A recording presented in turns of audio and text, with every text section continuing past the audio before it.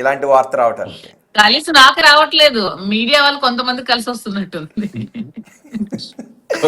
Okay. ఏంటి మీరు బాలకృష్ణ సినిమాకి వెళ్తున్నారు మీ ప్రత్యర్థి పార్టీగా?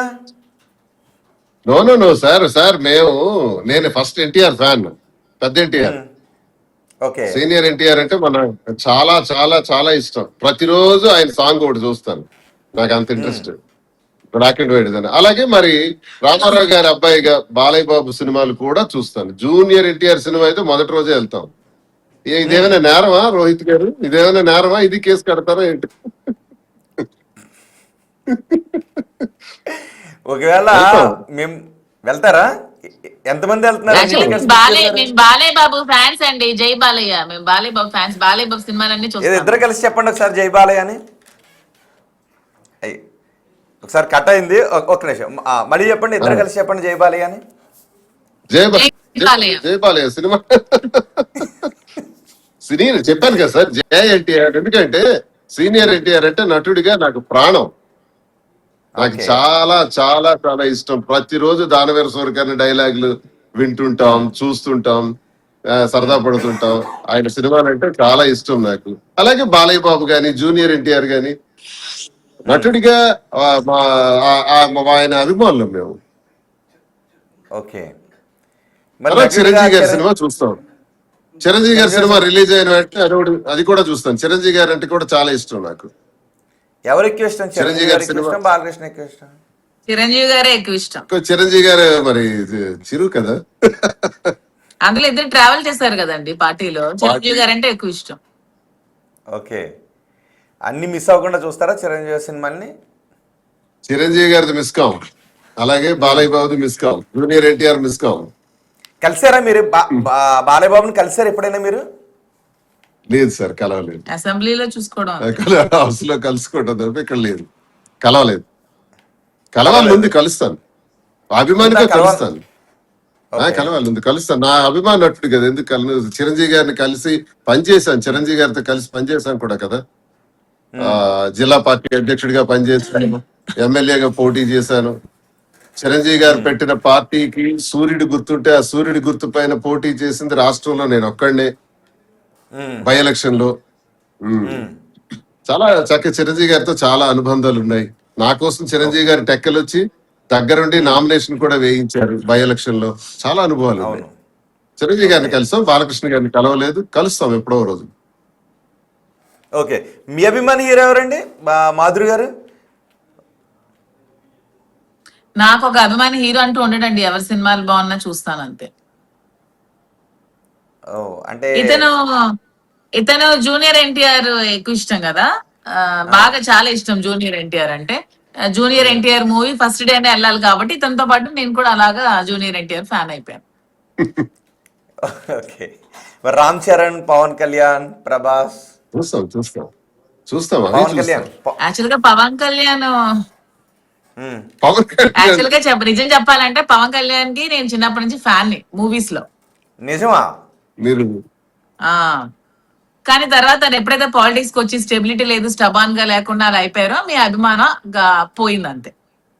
మరి ఇప్పుడు స్టెబిలిటీగానే ఉన్నారు కదా, ఉప ముఖ్యమంత్రి కూడా అయ్యారు.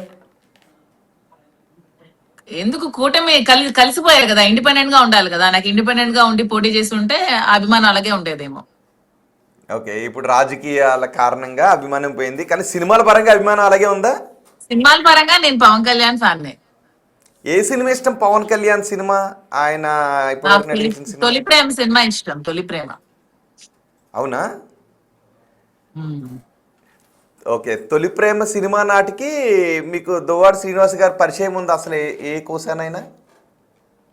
లేదు. మా పరిచయం 4-5 years కదా సార్. ఓకే. అప్పుడు ఆ ఏరియాలో కూడా ఏ విధమైన పరిచయం లేదు? ఓకే. ఏ సాంగ్ ఇష్టం మీకు తొలి ప్రేమలో? ఎందుకంటే అది మంచి మ్యూజికల్ హిట్ కూడా, మంచి లవ్ స్టోరీ, కుర్రాళ్ళందరూ. అన్ని సాంగ్స్ ఇష్టమే నాకు.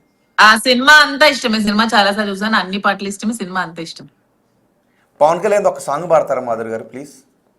ఎందుకు రోహిత్ గారు మీరు ఇప్పుడు పోలీసులు మీ అరెస్ట్ అని బర్త్డే చెప్పి అండి, మళ్ళీ అక్కడ మీరు ఇంటికి వెళ్ళారు. మీ బర్త్డే అండి, మీరు చాలా హ్యాపీగా ఉన్నారు.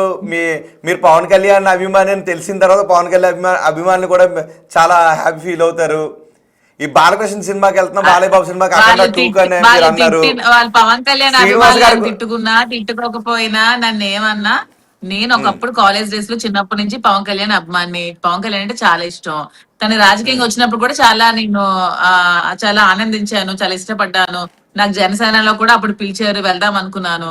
కానీ తన స్టెబిలిటీ లేకుండా స్టబాన్ గా నిర్ణయాలు తీసుకోలేకపోవడం, ఈ రోజు ఒక మాట రేపు ఒక మాట, ఈ రోజు ఒక పార్టీ రేపు ఒక పార్టీ, ఇలా కలుపుకుంటూ వెళ్ళిపోవడం మాకు నచ్చలేదు. తను ఇండిపెండెంట్ గా పోటీ చేసి ఉంటే ఏమో మన సీఎం అయి ఉంటే వాడేమో, ఏముంది, దేనికైనా పేషెన్స్ ఉండాలి, ఓపిక పట్టాలి రాజకీయాల్లో. ఓకే, సో ఇప్పటి వరకు పవన్ కళ్యాణ్ ట్రాక్లో ఆయన సక్సెస్ అయ్యారు రాజకీయాల పరంగా కదా. సో భవిష్యత్తులో ఏం జరుగుతుంది అనేది ఓకే చూద్దాం. సో సక్సెస్ అయ్యారని నేను అనుకోవట్లేదండి, సక్సెస్ అయ్యారని నేను అనుకోవట్లేదు. తను ఇండిపెండెంట్ గా పోటీ చేసి అన్ని స్థానాల్లో గెలుచుకొని సీఎం అయితే సక్సెస్ అయినట్టు. ఓకే, ఇంకా చాలా సమయం ఉంది కాబట్టి మీరు అన్నట్టు సీఎం కూడా అవుతారు. ఆయన ఉద్దేశం అదే, జన సైనికుల ఆకాంక్ష కూడా అదే. కాబట్టి రాబోయే రోజులు ఏం జరుగుతుంది అనేది చూద్దాం. మీరు ఆకాంక్షిస్తున్నారా పవన్ కళ్యాణ్ సీఎం కావాలని?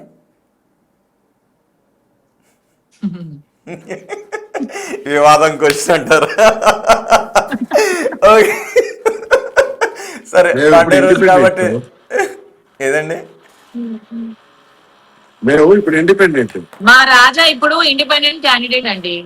మాకు హ్యాపీగా, మేము ఇండిపెండెంట్ గా ఉన్నప్పుడు నాకు ఎంత హ్యాపీగా అనిపిస్తుంది అంటే, మొన్న మేము మా పాపది ఒక ఈవెంట్ చేసామన్నమాట.